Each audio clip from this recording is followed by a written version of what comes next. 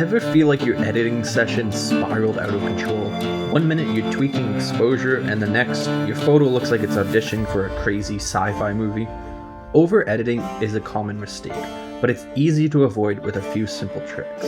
Let's dive in to how you can keep your edits looking balanced and beautiful.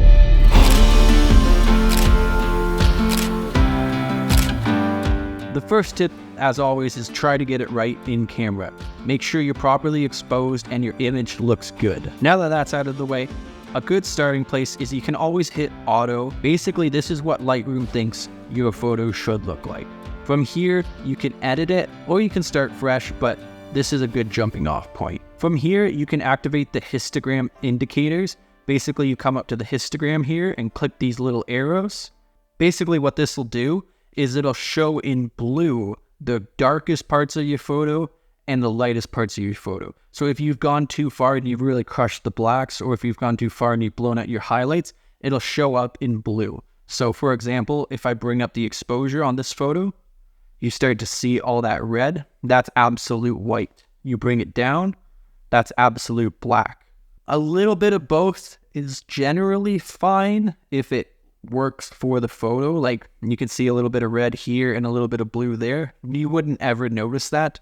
That's fine. But if you go too much, then you can really start to make your photo look muddy. Another tip is make sure your sliders aren't all the way over to one side. If you start feeling like you're going too far, you probably are. The only sliders I would ever say you can max out 100% is your highlights and shadows. And this is only true on certain photos. So if I were to bring my highlights all the way down and my shadows all the way up, this basically brings up the exposure on your photo per se. It introduces a little bit of noise, but when doing this, you can really bring in more contrast to your photo. So I'll add a little bit of contrast here. Bring up the whites just a little bit. We get bringing in some red. That means that's blown out. Bring down the blacks. And now this photo already looks more punchy than it did.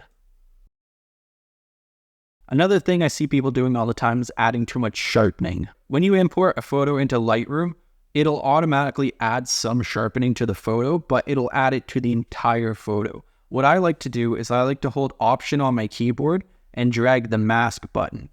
Basically, everything in white is going to get sharpening applied to it, and everything in black, it won't be affected. So you can bring it up and really just sharpen the edges of everything in your photo, which adds a really nice, crisp look. Another thing that people like to do is they like to bring in clarity and really punch up that clarity and make the photo look like an HDR. But again, that'll also make your photo look muddy.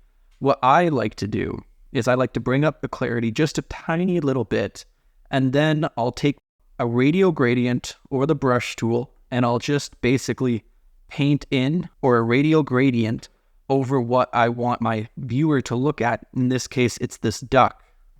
And then I'll add a bit of clarity just to that one subject. If you're shooting raw in Lightroom, you can always add a little bit of denoise to your photos, but you want to be a little bit careful.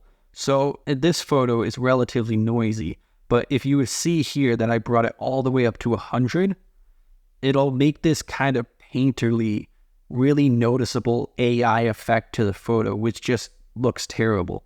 So I would just reduce the noise to the point where you can still see a little bit of grain, but it's not egregious.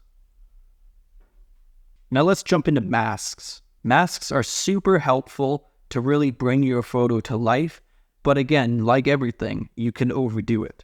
So if I want to emphasize the duck, I want to draw my viewer's eye towards the center of the photo. Now, a lot of people will just add a vignette, and Lightroom has this built in here. You can go white or you can go black. Now, if you bring this all the way, it looks like I'm looking through a scope of a gun and I'm going to shoot this duck and have it for dinner. I'm not. So basically, just add a little bit. Now, this still looks fine, but I'll show you another way that I like to do this instead. Bring this back to 0. I'll just add a gradient mask here. I'll darken it a little bit. I'll do the same thing on the other side. Just darken that a little bit. And I'll do one on the bottom here. I'm not going too much. I'm just darkening it a little bit. So your eye is still looking at the duck. I'm not overdoing it here, and it's still creating the same sort of effect as a vignette, but instead of having that really noticeable circle around my subject, this case, it kind of looks more natural. Using the backslash key on your keyboard will give you a before and after, which is super useful because you can get to a point where you're looking at a photo for so long that you kind of become numb to the colors and what you've done. At this point, if you're noticing that it still looks okay, but you're not 100% sure, just go for a walk. Close the laptop, go watch a TV, go have a smoke, go for a bike ride, come back, look at your photo again, and do the before and after with the backslash key and see how much you've done. Because if you've been editing your photos for hours, you could have a photo that looks like this, and you could think that looks fantastic. And then you come back and you're like, oh God, what have I done? You don't want that. Remember, less is always more in these scenarios. Here's another shot of this duck that I edited to be a bit more brighter. But if you hit the backslash key, you'll notice how much it's not really changed all that much from the raw to the edit.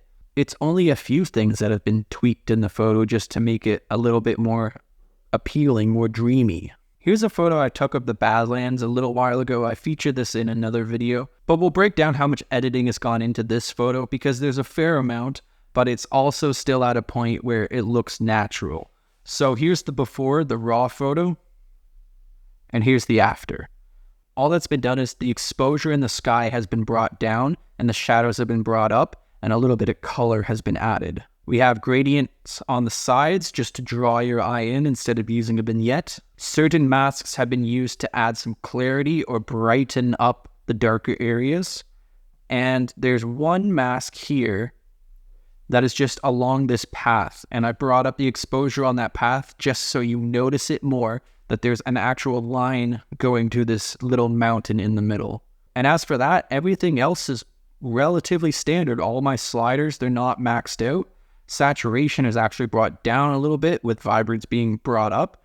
Clarity is actually brought down a little bit to give it a softer look so you don't have so much of a digital image that, you know, when you look at a digital image opposed to a film image, you'll notice that the film image is a lot more softer and almost more pleasing to look at, which is what I was trying to do in this case.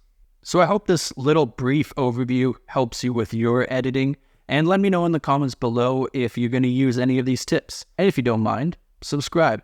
I'd love to see you guys back here hanging out in another video. All right, have a good one. Peace.